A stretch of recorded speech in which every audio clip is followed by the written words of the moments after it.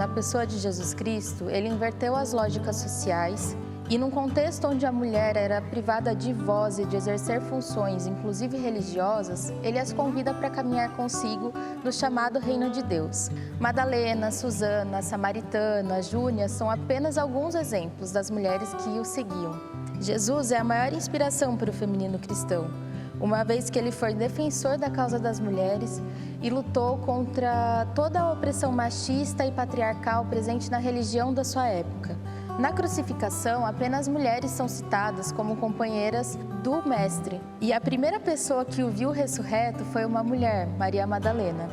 A minha oração para hoje é que Deus, nesse mês, Ele nos acolha como uma mãe acolhe seus filhos e fale aos nossos corações através das vozes das mulheres da Batista Sul. Iniciamos hoje, então, a nossa série Encontro com Mulheres. E hoje o nosso bate-papo vai ser com a Gal, que pregou no domingo, né, sobre o encontro de Jesus com a mulher adúltera. E dentro dessa pregação, né, desenvolveu várias linhas de pensamento e levou a todos nós a refletir assim, de uma forma muito especial a respeito de um assunto tão importante para a nossa sociedade hoje, que é o machismo estrutural. Boa noite, Gal, tudo bem? Dani, tudo. Estou muito feliz de estar aqui com você, batendo esse papo, a gente trocando ideias sobre um tema tão importante, né? Verdade. Nós, enquanto educadoras e mães, nós sabemos o quanto isso é importante, né? E eu ali ouvindo você falar, você desenvolver, né, essa mensagem, eu refleti um pouco sobre algo que eu escutava muito no início da minha gestação, né? Principalmente depois que eu descobri que eu seria mãe de um menino. Comece a orar pela esposa do seu filho, né? Ore a Deus para que Ele prepare uma pessoa especial, uma mulher, né, carinhosa, cheia de dons. Então eu escutava muito isso. E no início da minha gestação, logo que eu descobri, né, que eu teria um menino, eu comecei a orar desta forma. Quando Miguel nasceu, eu tive aquela sensação assim de que eu precisava preparar um ser humano, né, para o mundo. E eu comecei a pensar, por que eu preciso orar pela esposa do meu filho e não orar pelo meu filho, né, para que ele tenha sabedoria e que ele tenha valores, para que as suas ações e os seus comportamentos sejam exemplos e o resto é tudo consequência. Exato. Do homem que ele se tornou, né? E depois de muito tempo é que eu fui perceber isso. E ouvindo a sua pregação, eu lembrei disso, né? Eu lembrei deste momento em que eu tive esse insight. Por que orar pela esposa do meu filho e não orar para que o meu filho se torne um homem sábio, compreensivo, né, e amoroso? É interessante isso, né, Dani, que você falou, porque certamente as pessoas que falavam isso para você não falavam isso por mal, né? Isso é uma questão cultural, como a gente viu na mensagem. É isso que a gente citou na mensagem, que é chamado de machismo estrutural, né? Nós não nos damos conta do peso que é colocado em cima da mulher, de responsabilidade para que o casamento dê certo, porque essa fala denota que a responsabilidade de um casamento feliz, de uma vida próspera, era encontrar uma esposa certa para o seu filho. E que isso não dependia dele, mas da esposa, né? Então, é por isso que quando a gente trata desse assunto, a gente não quer colocar as questões que envolvem o feminismo de forma radical ou confrontadora, mas para a gente se despertar para esses detalhes, né?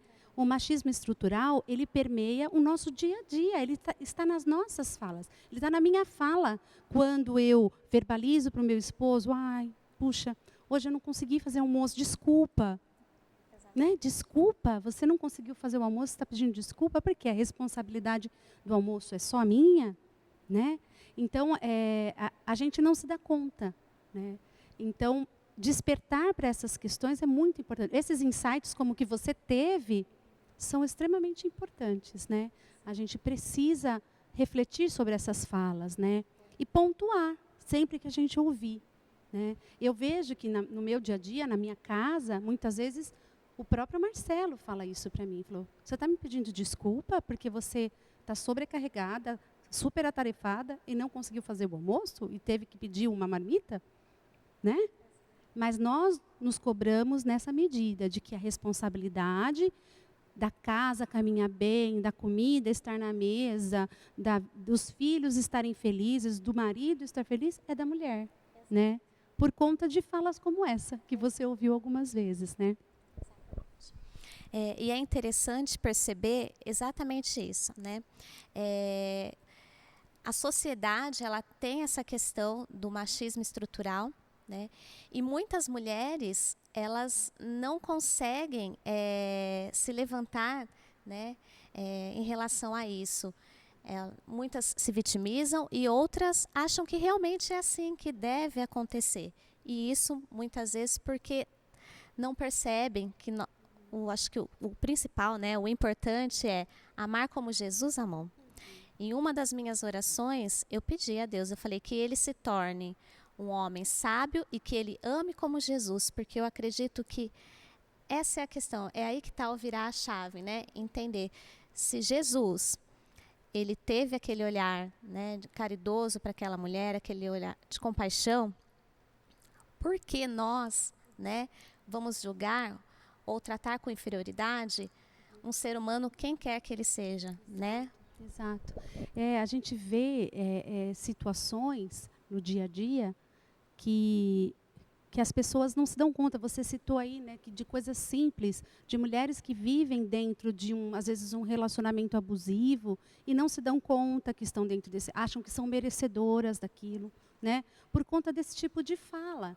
Né? E aí quando a gente se depara, e é lindo porque a Bíblia ela é a verdade nos liberta. Quando a gente se depara com a ação de Jesus relacionada a mulheres que encontraram com ele, a gente vê que é o oposto disso, né? Que não havia essa posição de dominador, né? De quem manda aqui sou eu, mas era o que você falou, é o amor, né?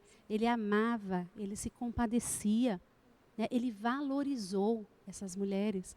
Né? Existem citações que falam que o ministério de Jesus, inclusive, em alguns momentos, foi sustentado por mulheres. Mulheres contribuíram financeiramente com o ministério de Jesus.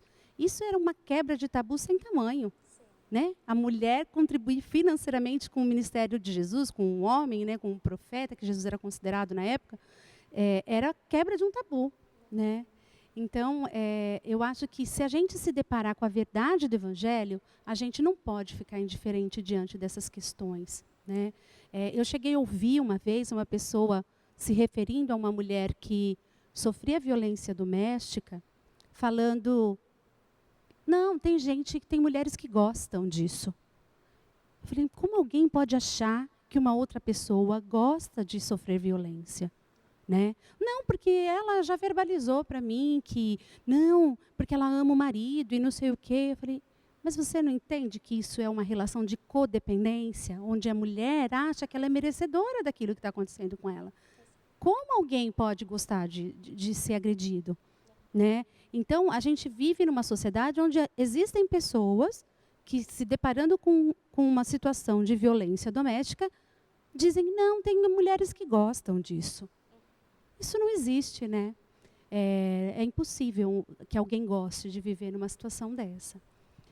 Então, eu acho que o se posicionar, o falar, o apresentar Jesus como essa verdade que liberta, é a responsabilidade que nós temos.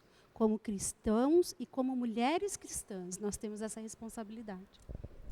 Eu acredito, né, você colocou a questão do se posicionar, eu acredito que quando nós temos essa questão do amor de Jesus dentro de nós, verdadeiramente, eu acho que independente do homem ou da mulher, até mesmo a mulher, a forma como ela vai se posicionar e como ela vai se levantar em relação a isso, eu acho que vai ser de uma forma sábia e vai conduzir as coisas, né, de forma harmônica. Eu acredito nisso.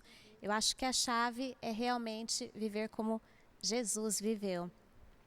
Nós percebemos, né, ouvimos falar que nessa pandemia a questão do abuso, da violência contra a mulher aumentou muito, né?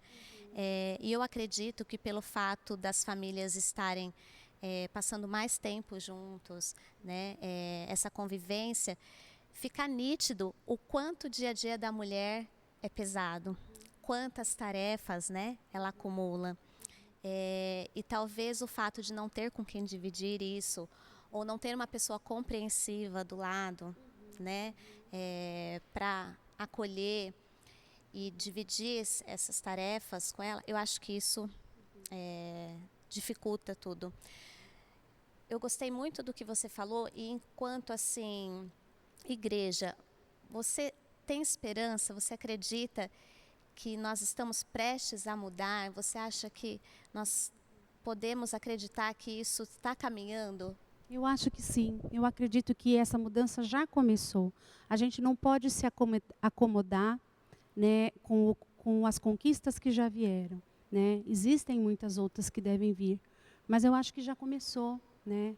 Hoje a gente vê, apesar de que não são muito conhecidas, mas a gente tem inclusive esse papel de divulgar mulheres cristãs como pastoras, teólogas, né, que apresentam essa releitura da Bíblia a partir de uma perspectiva que consegue identificar o patriarcado e que consegue mostrar a essência do Evangelho, dando aquela torcida e tirando essa parte cultural, né, que vem junto.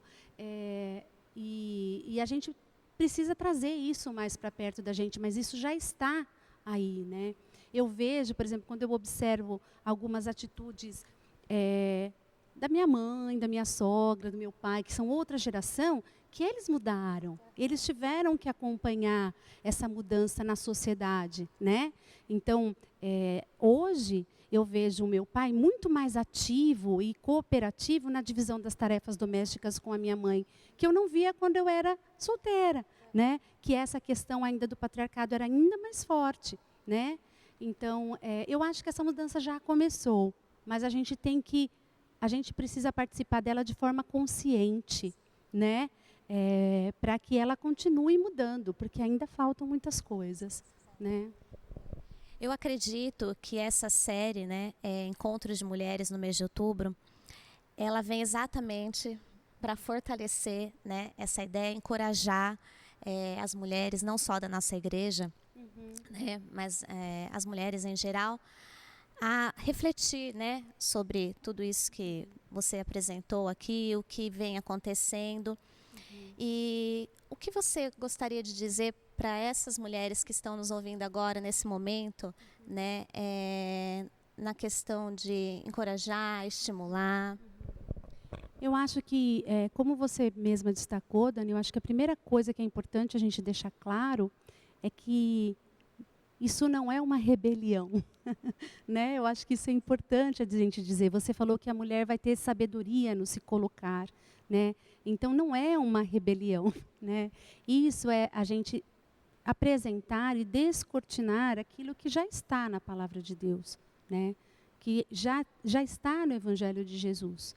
E que isso a gente vai plantando todos os dias.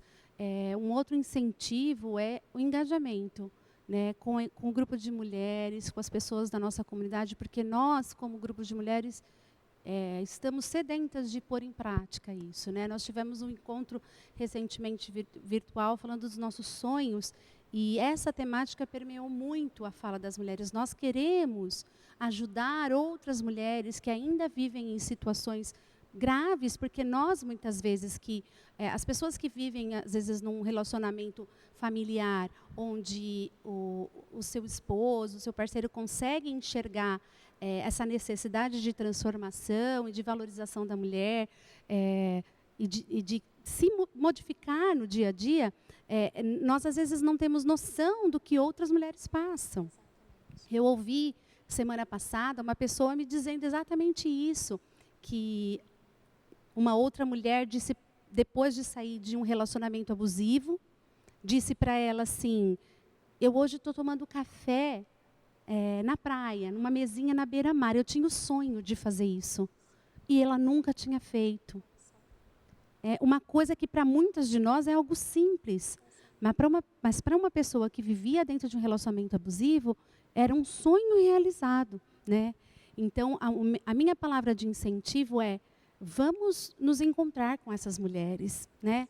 Vamos ser canal do amor de Jesus na vida dessas mulheres, né? Para que elas possam se encontrar com a verdade, conhecer a verdade e que a verdade da palavra de Deus possa libertá-las também. Essa é a minha esperança e a minha expectativa. Eu acredito, nós precisamos nos despir, né, de julgamentos e acolher mais. Né? Nós precisamos ser o ombro amigo, né? Precisamos nos fortalecer e nos unir para conquistar isso, né? Amém.